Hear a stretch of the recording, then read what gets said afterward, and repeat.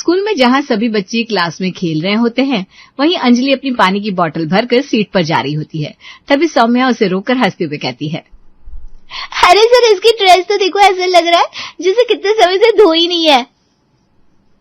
ऐसा कुछ नहीं है, मेरी ड्रेस बिल्कुल धुली और साफ सुथरी है। हाँ, वो तो देखकर ही पता चल रहा है ना, ड्रेस ठीक से ना धुली है ना ही प्रेस की हुई है। मतलब ऐसे कोई स्कूल में कैसे आ सकता है? हाँ, ये कैसी लड़की है, उसके कपड़े भी साफ नहीं है। सभी बच्चे अंजलि को गंदी बच्ची बोलकर बार बार चिढ़ाने लगते हैं, जिससे अंजलि की आंखों में आंसू आ जाते हैं और वो रोते हुए क्लास से बाहर चली जाती है। ये देखकर उसी क्लास में पढ़ने वाला अनुज सभी हंसते हुए बच्चों को चुप कराकर सौम्या से कहता है, सौम्या, तुम किसी के कपड़ों को देखकर उसे जज नहीं कर सकती, ये अच्छी बात नहीं है। इसमें जज करने जैसा क्या है? उसके कपड़ों को देखकर पता चल रहा था कि उसके कपड़े कितने पुराने और गंदे हैं। अंजलि के कपड़े पुराने या गंदे नहीं है, बस उन पर प्रेस नहीं हुई थी, इसलिए ऐसा लग रहा है। अंजलि का परिवार बहुत गरीब है, इसलिए वो प्रेस नहीं खरीद सकती, और तुम उसे इस तरह जज करके उसका मजाक बना रही हो। मैं किसी को जज नहीं कर रही हूँ, मुझे जो दिखाई दिया मैंने बस वही कहा। अब मुझे बस इतना पता है, मैंने कुछ गलत नहीं कहा। क्यों दोस्तों? हाँ, सौम्या ने बिल्कुल भी कुछ भी गलत नहीं कहा, वो सही कह रही है। अब सभी बच्चे अनुज पर हंसने लगते हैं। अनुज एकदम शांत हो जाता है। तभी वहां टीचर आ जाती है और सभी बच्चे अपनी अपनी सीट पर बैठ जाते हैं।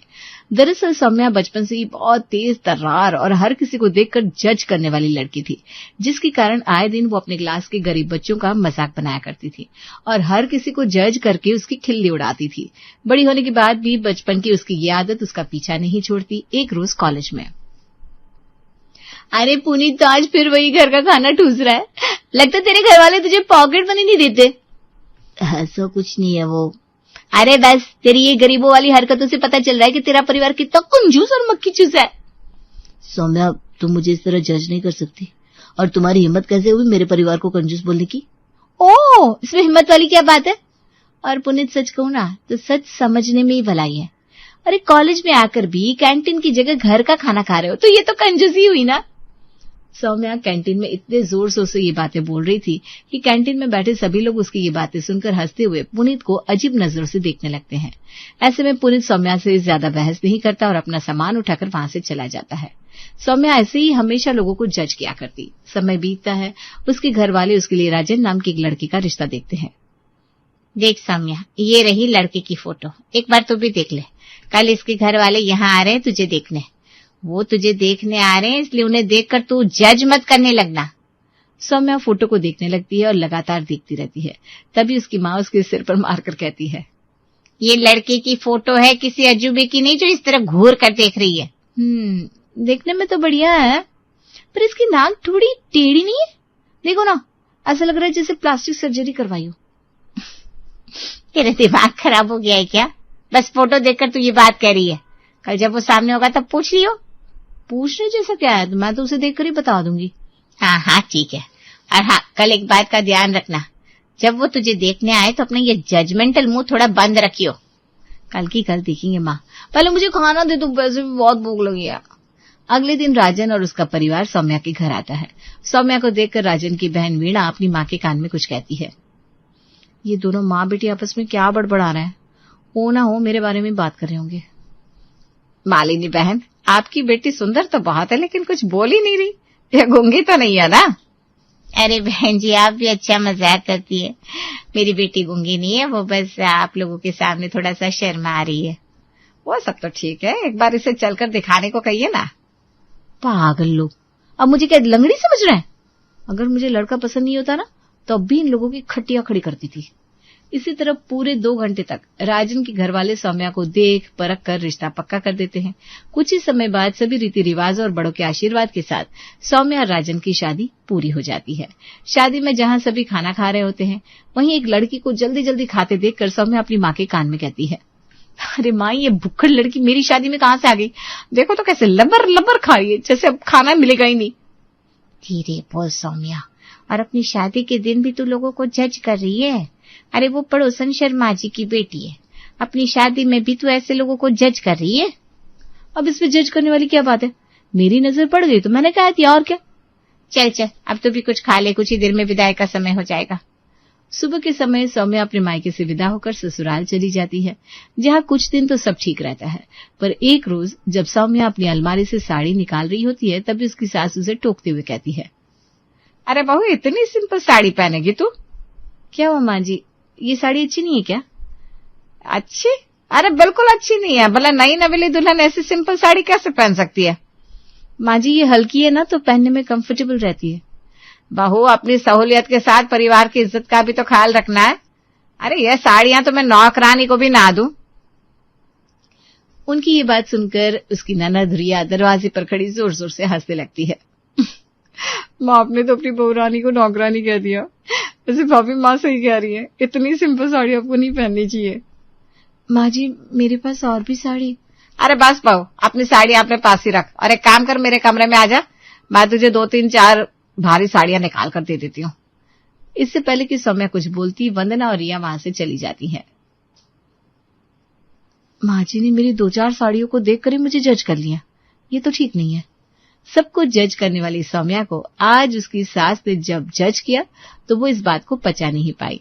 लेकिन शादी को अभी कुछ समय हुआ था, इसके चलते वो इस बात पर अपनी सास को कुछ कह भी नहीं पाई। अगले दिन सौम्या स्नैक्स खाते हुए सोफे पर बैठकर टीवी देख रही थी। तभी रिया और राजन ऑफिस से घर आते हैं और उसे इस तरह बैठे देखकर कहते हैं, सौम्या, क्या तरीका है बैठने का? ठीक से बैठो। ठीक से बैठो? मैं तो ठीक से ही बैठी हूँ राजन।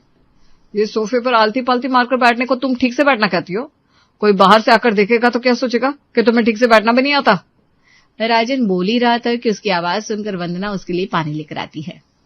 अरे बेटा शांत हो जा, ले ये पानी पी। माँ, आप इसे कुछ समझाते क्यों नहीं? अरे ये कोई बच्ची है क्या जिसे हर चीज समझानी पड़ेगी?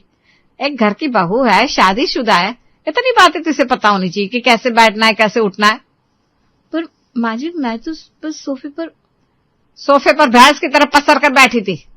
तो एक बहू, तू इस घर की बहू है, कम से कम इस बात का लिहाज करके अपनी हरकतों पर लगाम लगाया कर। इस बार वंदना की कही बातें सौम्या के दिल पर लग जाती है। उसे समझ में नहीं आता कि आखिर इतनी छोटी छोटी बातों के लिए ये लोग उसे क्यों टोकते रहते हैं। इसलिए एक रोज वो अपनी माँ को कॉल करके ये सारी बातें बताती है। अरे बेटे, तू कुछ ज्यादा ही सोच रही है। तेरे ससुराल वाले तुझे जज नहीं कर रहे, वो तो तुझे ससुराल में रहना सिखा रहे। लेकिन माँ, सिखाया तो प्यार से भी जाता है ना, वो तो मेरी छोटी छोटी चीजों को लेकर मुझे ताने मारते रहते हैं। सौम्या, तू परेशान मत हो, शुरुआत में ऐसा ही होता है।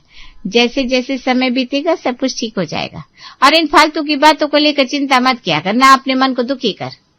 इस तरह सौम्या की माँ उसे तसल्ली देकर समझा देती है, जिससे सौम्या का मन भी थोड़ा शांत हो जाता है। धीरे धीरे समय बीतता है और एक रोज कुछ रिश्तेदार घर पर खाने के लिए आते हैं।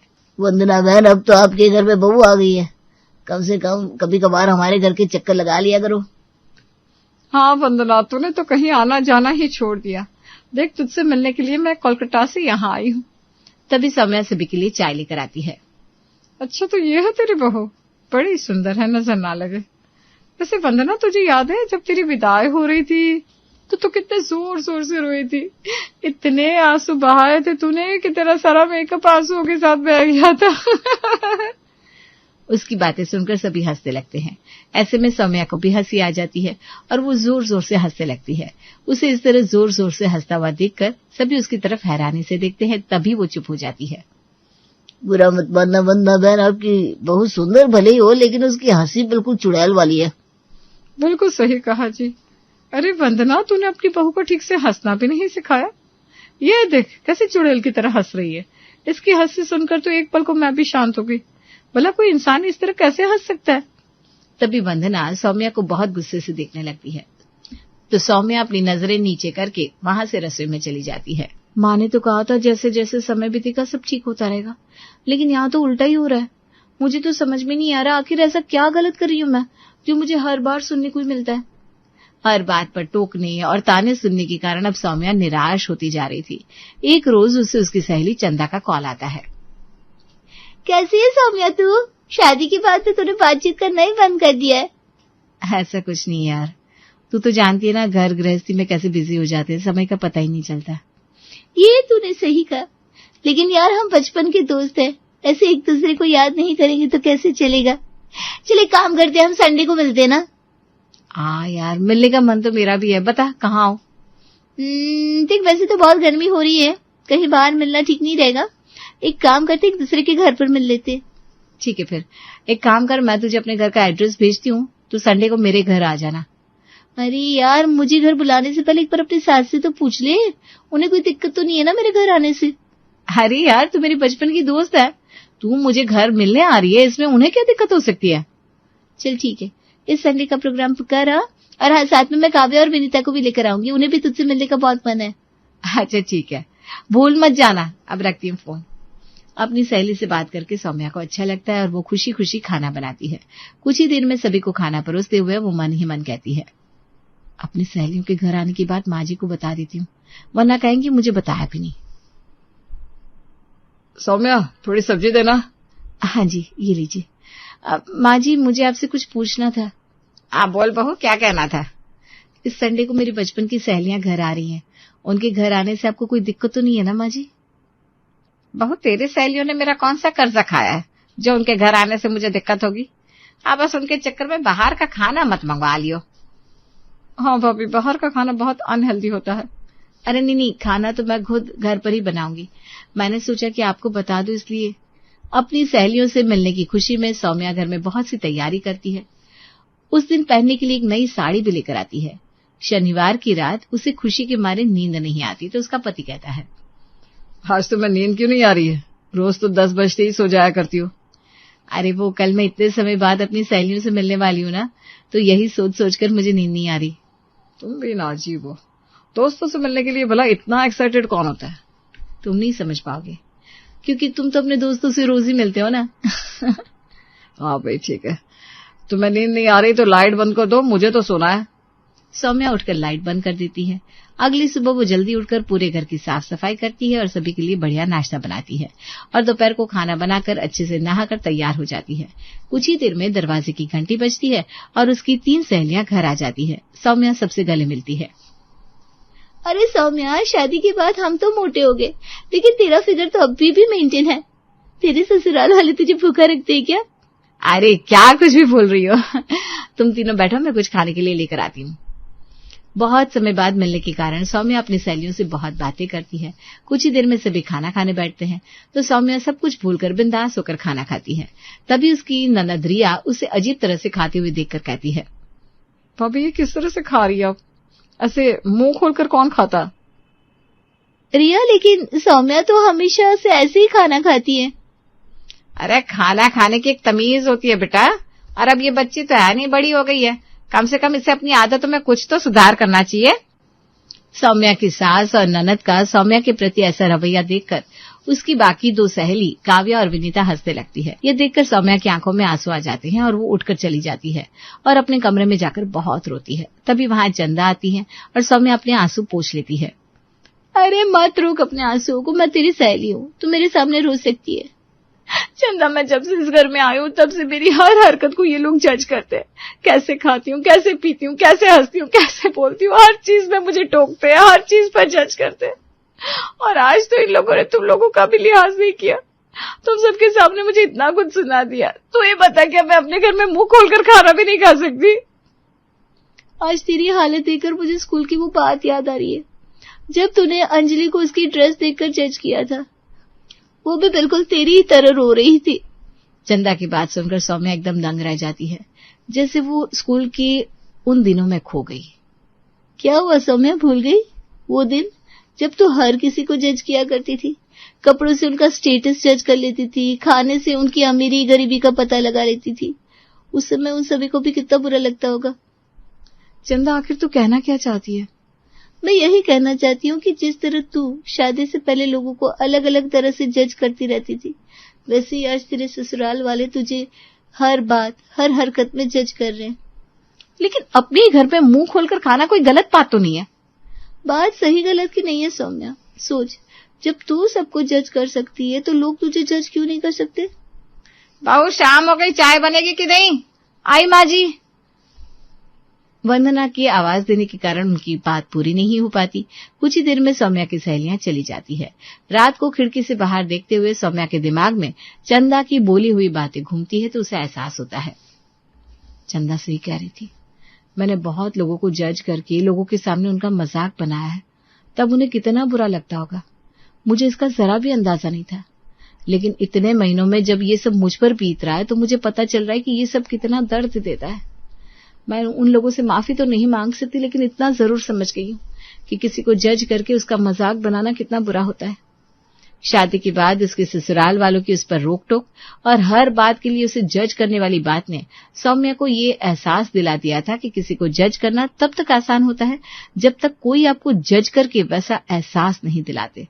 वो कहते हैं ना, अपने पर बीतने पर ही दुख का एहसास होता है। ठीक कुछ ऐसा ही सौम्या के साथ भी हुआ। सुबह का समय है और सरला के घर में हलचल मची हुई है। नम्रता, जो इस घर की बड़ी बहू है, हॉल में अपनी सास के पास आकर कहती है, माँ जी सुनिए ना, लड़की वाले किसी भी वक्त पहुँचते ही होंगे। आप बस इतना बता दीजिए कि खाने में क्या क्या बनाना है। अरे नम्रता, इसमें पूछने वाली क्या बात है बेटा, रिश्ता इतने बड़े घर से आ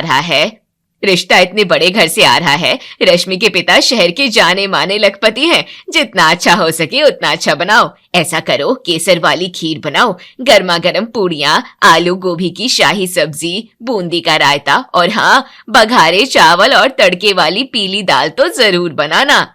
माँ जी, खीर, पूड़ी, रायता, बघारे चावल और दाल भी? इतना सब कुछ करने की क्या जरूरत है? लड़की वाले सिर्फ रिश्ता पक्का करने आ रहे हैं, कोई पूरी बारात लेकर नहीं आ रहे। ये तो बहुत ज्यादा हो रहा है। इतना खर्चा माँ जी, हम कोई रश्मि के घर वालों की तरह लखपति थोड़ी हैं जो इतना तामझाम करेंगे। हमें अपनी चादर देखकर पैर फैलाने चाहिए। बेटा, लखपति नहीं है तो क्या हुआ, लखपति के घर की बहू तो हमारे घर आ रही है ना। अब रश्मि जैसी अमीर लड़की के घर वालों को अगर हम रूखा सूखा खिलाएंगे तो वो अपने घर पर जाकर क्या कहेंगे, इसलिए दिल खोल कर करना पड़ेगा। ठीक है माँ जी, जैसी आपकी मर्जी, मैं जाती हूँ रसोई में। नम्रता रसोई में चली जाती है। गैस पर कढ़ाई चढ़ाते हुए वो अपने आप से कहती है, आज रश्मि के घर वालों के लिए इतने पकवान बन रहे हैं। मुझे आज भी याद है, जब मेरे बाबूजी और भाई आए थे तब आपने सिर्फ साधारण दाल चावल और एक सूखी सब्जी बनवाई थी। माँ जी ने तब तो नहीं कहा था कि बहू के घर वाले आए हैं तो कुछ खास बनाना चाहिए। और देखो, अभी देवरानी आए भी नहीं और उसके स्वागत के लिए महल सजाए जा रहे हैं। कितनी महंगी शादी की तैयारी कर रही है माँ जी, भेदभाव तो साफ दिख रहा है। यही सोचते हुए नम्रता सारा खाना तैयार कर लेती है। दोपहर के समय रश्मि के पिता राघव और उनके कुछ करीबी रिश्तेदार सरला के घर पहुंचते हैं। डाइनिंग टेबल पर पकवानों की लाइन लग जाती है। राघव और उनके साथ ही खाना खाते हैं और बहुत तारीफ करते हैं। सरला जी, खाना वाकई बहुत स्वादिष्ट था। आपकी बहू के हाथ में तो हुनर है। खैर, अब बातें तो बहुत हो गई। लड़का लड़की ने एक दूसरे को देख लिया है और पसंद भी कर लिया है। हम चाहते हैं कि अब आप लोग भी हमारे घर आएं। जी जरूर भाई साहब, हम कल ही शगुन लेकर आपके यहाँ हाजिर हो जाएंगे। मेहमानों के जाने के बाद सरला घर के सभी मर्दों को इकट्ठा करती है। वो बेटे राजेश, करण और पति मोहन से कहती है, सुनिए, कल हमें रश्मि के यहाँ शगुन लेकर जाना है। बड़े घर की लड़की है तो शगुन भी वैसा ही दमदार होना चाहिए। राजेश, तुम बताओ, कितने पैसे हैं तुम्हारे पास अभी? माँ, मेरे पास तो अभी सेविंग्स में सिर्फ 25,000 ही पड़े हैं। ठीक है, वो पूरे पैसे दे दो मुझे। और अजय, आपके पास कितने हैं? सरला, मेरे पास अभी घर खर्च के लिए 20,000 रखे थे। वो भी ले आओ। और करण, तू बता, तेरी कितनी बचत है? माँ, मैंने अपनी अगली किस्त के लिए 30,000 जोड़ कर रखे थे। तू भी दे दे, कुल मिलाकर 75,000 हो रहे हैं। अब हम कल शॉपिंग पर चलेंगे और रश्मि के लिए सबसे महंगा और बेहतरीन शगुन खरीदेंगे। माँ जी, इतने सारे पैसे, 75,000 की शॉपिंग सिर्फ शगुन के लिए? माँ जी, ये बहुत ज्यादा है। शगुन तो एक रस्म होती है, उसे सादगी से भी निभाया जा सकता है। और मेरे लिए तो आपने कभी इतना खर्चा नहीं किया, लेकिन देवरानी की इतनी महंगी शादी।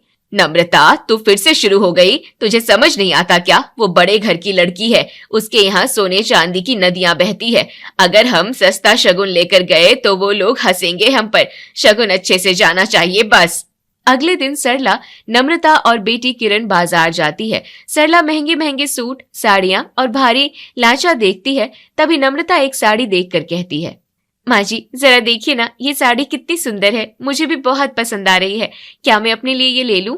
नहीं नम्रता, अभी पैसे सिर्फ रश्मि के शगुन के लिए हैं। अगर पैसे बच गए तो देखेंगे, लेकिन अभी तो उसके लिए ही कम पड़ रहे हैं। तुझे तो वैसे भी अभी जरूरत नहीं है, तेरी शादी को तो 3 साल हो गए।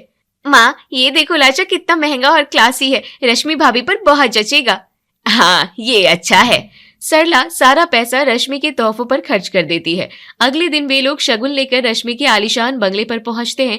रश्मि का घर देखकर सरला नम्रता के कान में कहती है, देखा नम्रता, रश्मि कितनी अमीर घर की लड़की है। इसका घर तो हमारे पूरे मोहल्ले से भी बड़ा है। मैंने कहा था ना, इसके लिए खर्चा करना बेकार नहीं जाएगा। हाँ माँ जी, दिख रहा है, बहुत अमीर हैं ये लोग। रश्मि सज धज कर बाहर आती है। उसने एक बहुत ही कीमती ड्रेस पहनी है। ये देखकर किरण कहती है, वाह भाभी, आपकी ड्रेस कितनी सुंदर है। कितनी महंगी होगी ना ये। शुक्रिया किरण, ये मेरे डैड ने पेरिस से मंगवाई थी।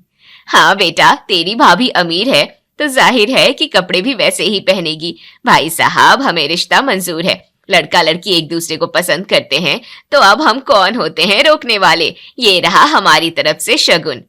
जी बहन जी, अब शादी की तैयारियां शुरू करिए। घर वापस आने के बाद अगले ही दिन सरला शादी की तैयारियों में लग जाती है। वो हॉल में बैठकर सभी से कहती है, देखो, रश्मि के लिए सोने के गहने खरीदने पड़ेंगे। उसके खानदान में सब सोना पहनते हैं। माँ जी, सोना तो बहुत महंगा है। अभी तो हमने शगुन में इतने पैसे खर्च किए, अब इतने सारे सोने के लिए पैसे कहाँ से आएंगे। अरे तो क्या हुआ अगर महंगा है। मैं अपने पुराने सोने के झुमके और हार निकलवा देती हूँ। उसे सुनार के पास ले जाऊंगी, दुड़वा कर नए डिजाइन के गहने बनवा लूंगी। दुल्हन के लिए शगन में सोना ही जाना चाहिए। पर माँ जी, जब मेरी शादी हुई थी तब तो आप मेरे लिए सिर्फ चांदी के छोटे से झुमके ले गई थी। आपने तब तो अपना सोना नहीं तुड़वाया था। अरे बेटा, तू और रश्मि अलग अलग है। रश्मि अमीर है, उसके घर वाले हमें क्या क्या देंगे जरा सोच। उसके स्टैंडर्ड के हिसाब से हमें सोना देना ही पड़ेगा। तो रुक, मैं अभी लेकर आती हूँ अपने झुमके। सरला अपने कमरे में जाती है और अपने पुराने गहने लाती है और नम्रता से कहती है, चलो नम्रता, हम सुनार के पास से आते हैं। सरला नम्रता को लेकर सुनार के पास जाती है और अपने पुराने गहने बदलवा कर नए झुमके बनवा लेती है। घर आकर पहले वो सभी को झुमके दिखाती है, फिर रश्मि को वीडियो कॉल करके झुमके दिखाते हुए कहती है, रश्मि बताओ, ये कैसे हैं सोने के झुमके। वाह माँ जी, ये तो बहुत ही प्यारी डिजाइन है, मुझे बहुत पसंद आई। वैसे माँ जी, मैं भी आज आप लोगों के लिए कुछ महंगे कपड़े और तोहफे भिजवा रही हूँ। आप लोग देख लीजिएगा, जो पसंद आए रख लीजिएगा। रश्मि से बातें करने के बाद सरला फोन रखती है और सभी से कहती है, देखो, वो हमारे लिए कपड़े भिजवा रही है। और बहू, तू तो अपने मायके से कुछ भी लेकर नहीं आई थी, खाली हाथ आई थी और मैं उसके लिए खर्च कर रही हूँ तो तुझे तकलीफ हो रही है। देखना, वो ढेर सारा दहेज लेकर आएगी।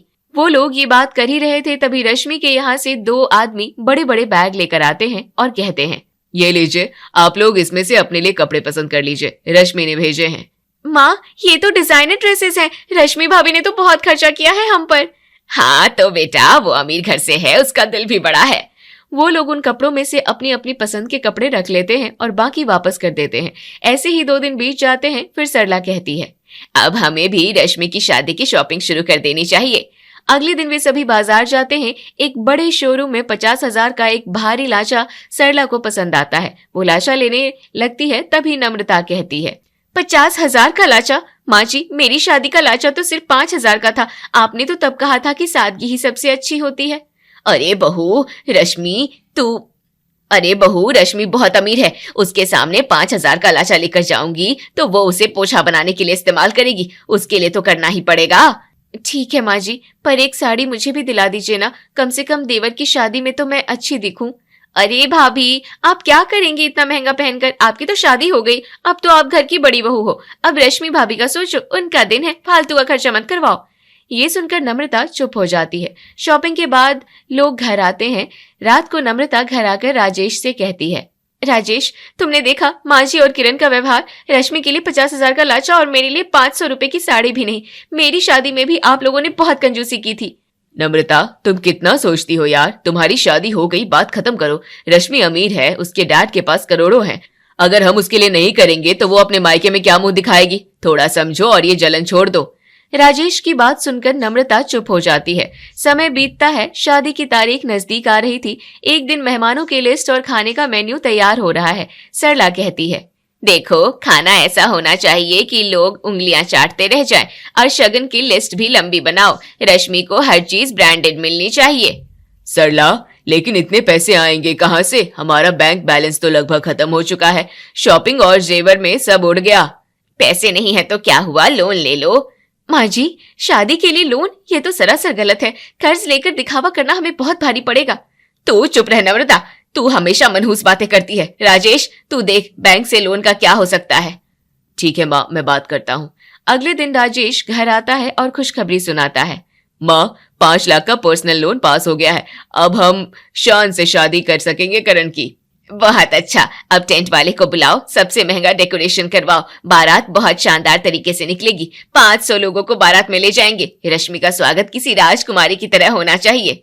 माँ जी, मेरी शादी में तो आपने मोहल्ले के धर्मशाला में सिर्फ 50 लोगों के बीच शादी करवा दी थी। सादगी के गुण गाते नहीं थकती थी आप तब।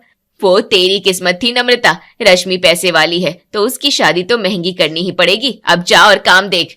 ये सुनकर नम्रता चुपचाप रसोई में चली जाती है। शादी का दिन करीब आ चुका है। पूरा घर रोशनी से जगमगा रहा है और बारात की तैयारी हो रही थी। एक दिन नम्रता अपनी सास से कहती है, माँ जी, बस ये दुआ कीजिए कि बारात के साथ साथ हमारी इज्जत भी सही सलामत रहे। भाभी, आप फिर से शुरू हो गई। आज के दिन तो अपनी कड़वी जुबान को लगाम दीजिए। रश्मि भाभी के पापा ने शहर का सबसे बड़ा बैंक्वेट हॉल बुक किया है, वहां आपकी ये सस्ती बातें अच्छी नहीं लगेगी। बारात रश्मि के घर पहुंचती है। वहां का डेकोरेशन और इंतजाम देखकर सरला की आंखें फटी की फटी रह जाती है। जयमाला के बाद खाने का दौर शुरू होता है। खाना खाने के बाद सरला अपने समधी राघव से कहती है, भाई साहब, इंतजाम तो आपने बड़ा आलीशान किया है। मेरी रश्मि बहू भी किसी परी से कम नहीं लग रही है। जी शुक्रिया, बस बच्चों की खुशी ही सबसे बड़ी है। शादी की रस्में पूरी होती है। विदाई का समय आता है। सरला रश्मि के हाथ में शगन के तौर पर 51,000 देती है। ये देखकर नम्रता सरला के कान में कहती है, माँ जी, 51,000? जब मैं विदा होकर आई थी तब आपने मेरे हाथ में एक फूटी कौड़ी भी नहीं रखी थी। अरे चुप कर, रश्मि अमीर है, उसके हाथ में छोटे नोट अच्छे नहीं लगते।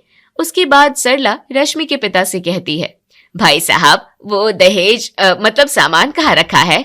बहन जी, दहेज? दरअसल रश्मि मेरी इकलौती बेटी है और मेरे पास जितना भी धन दौलत है वो सब इसी का है। लेकिन मेरी बेटी एक बहुत बड़ी समाज सेविका है। वो औरतों के अधिकारों और दहेज प्रथा के सख्त खिलाफ काम करती है। क्या मतलब? जी, रश्मि ने मुझसे पहले ही वचन ले लिया था कि वो एक सुई भी दहेज में लेकर नहीं जाएगी। वो आपकी दी हुई साड़ी और कपड़ों में ही विदा हो रही है। वो खाली हाथ आपके घर आ रही है क्योंकि वो मानती है कि रिश्तों का सौदा नहीं किया जाता। ये सुनते ही सरला, राजेश और किरण के पैरों तले जमीन खिसक जाती है। सरला को काटो तो खून नहीं, उसके सपनों का महल ताश के पत्तों की तरह ढह जाता है। नम्रता ये सुनकर मन ही मन मुस्कुरा रही है। रश्मि विदा होकर घर आ जाती है। गृह प्रवेश होता है। अगले दिन घर में रिसेप्शन पार्टी होती है जो लोन के पैसों से बहुत भव्य तरीके से किया गया है। मोहल्ले वाले आते हैं और रश्मि की तारीफ करते हैं। सरला बहन, तुम्हारी बहू तो बड़ी सुंदर है। सुना है बड़े लखपति की बेटी है, बहुत कुछ लाई होगी। अरे नहीं बहन, वो समाज सेविका है ना, तो दहेज के खिलाफ है। कुछ नहीं लाई। कुछ नहीं लाई? लेकिन तुमने तो बारात और पार्टी में लाखों उड़ा दिए। राजेश और करण तो प्राइवेट नौकरी में हैं। इतना खर्चा कैसे मैनेज किया भाई? बस हो गया, आप खाना खाइए ना।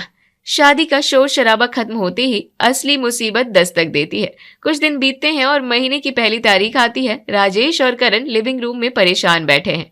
माँ, मुसीबत हो गई। घर की लोन की किश्त और ऊपर से इस 5 लाख के लोन की पहली किश्त आ गई है। बैंक वाले फोन कर रहे हैं। शादी में तो एक एक रुपया पानी की तरह बह गया। अब किश्त कहाँ से भरेंगे? हाँ माँ, मेरी सैलरी तो आधी लोन में ही कट जाएगी। घर का राशन कैसे आएगा? माँ जी, मैंने तो पहले ही मना किया था कि इतनी महंगी शादी मत करो। मेरी तो आपने साधारण शादी की थी। आज कम से कम हम पर कोई कर्जा तो नहीं है। अब भुगतिए अपनी अमीर बहू का दिखावा। मुझे क्या पता था कि वो लड़की 1 रुपया भी लेकर नहीं आएगी। सोचा था समधी साहब कुछ मदद कर देंगे। तभी रश्मि वहां आती है और कहती है, माँ जी, मेरी कुछ सहेलियां मुझसे मिलने आ रही है। क्या मैं उन्हें यहाँ बुला लूं? बुला लो बेटा। नम्रता, जा रसोई में इसके दोस्तों के लिए कुछ अच्छा सा नाश्ता बना। माँ जी, घर में तेल चीनी खत्म होने को है। मैं तो बस ढोकले बना के खिला दूंगी। थोड़ी देर बाद रश्मि की सहेलियां आती है और उसके कमरे में बैठकर बातें करती है। रश्मि, तेरी शादी तो बड़ी शानदार हुई। तेरे ससुराल वालों ने कितना खर्चा किया। तू तो बड़ी खुशनसीब है। हमें तो लग रहा था कि सादगी पसंद होने के कारण तू सिंपल शादी करेगी। यार रश्मि, मैंने बाहर सुना कि तेरे घर वालों ने तेरी शादी के चक्कर में बहुत बड़ा लोन लिया है। सब तरफ इसी की चर्चा है। क्या लोन? मुझे तो इस बारे में कुछ नहीं पता।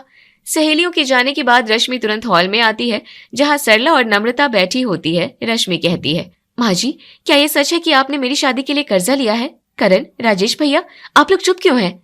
हाँ बेटा, कर्जा तो लिया था, पर तुम चिंता मत करो, हम संभाल लेंगे। रश्मि, तुम इतने बड़े घर से हो। तुम्हारी शादी अगर हम धूमधाम से नहीं करते तो समाज क्या कहता? समाज क्या कहता? मैं तो हमेशा से फालतू खर्चे और दिखावे के खिलाफ हूँ। मैंने पापा से भी इसलिए कुछ नहीं लिया ताकि समाज में ये संदेश जाए कि शादी सादगी से होनी चाहिए। आपने सिर्फ दिखावे के लिए कर्ज लिया। आपको पता है ये लालच ही समाज में दहेज की आग को हवा देती है। अब भाषण देने से क्या होगा रश्मि? माँ जी को तो तुम्हारी अमीरी का बड़ा गुमान था, अब देखो बैंक वाले चक्कर लगा रहे हैं। ठीक है माँ जी, कितना कर्जा है? अरे छोड़ो बेटा, तुम ये सब जानकर क्या करोगी? क्यों ना जाने माँ जी, इन्हें भी पता चलना चाहिए कि इनकी रॉयल एंट्री की कीमत राजेश और करण भैया अपनी रातों की नींद खोकर चुका रहे हैं। 5 लाख का पर्सनल लोन है माँ जी, बता दीजिए। बस इतनी सी बात, आप लोग रुकिए। रश्मि अपने कमरे में जाती है और एक चेकबुक लेकर बाहर आती है। वो पेन से उस पर कुछ लिखती है और करण के हाथों में थमा देती है।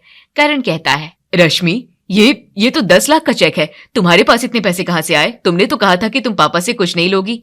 करण, ये पापा के पैसे नहीं है, ये मेरी अपनी मेहनत की कमाई है। मैं जिस संस्था से जुड़ी हूँ, मैं सिर्फ उसकी वर्कर नहीं बल्कि उसकी ओनर हूँ। मुझे गवर्नमेंट और इंटरनेशनल प्रोजेक्ट्स मिलते हैं। मेरे पास अपने सेविंग्स अकाउंट में काफी पैसे हैं जो मैंने उन औरतों के कल्याण के लिए रखे थे। तुम इतनी बड़ी मालकिन हो? हाँ माँ जी, लेकिन याद रखिए, ये पैसे मैं सिर्फ इसलिए दे रही हूँ ताकि मेरे पति और इस घर पर कोई आंच ना आए।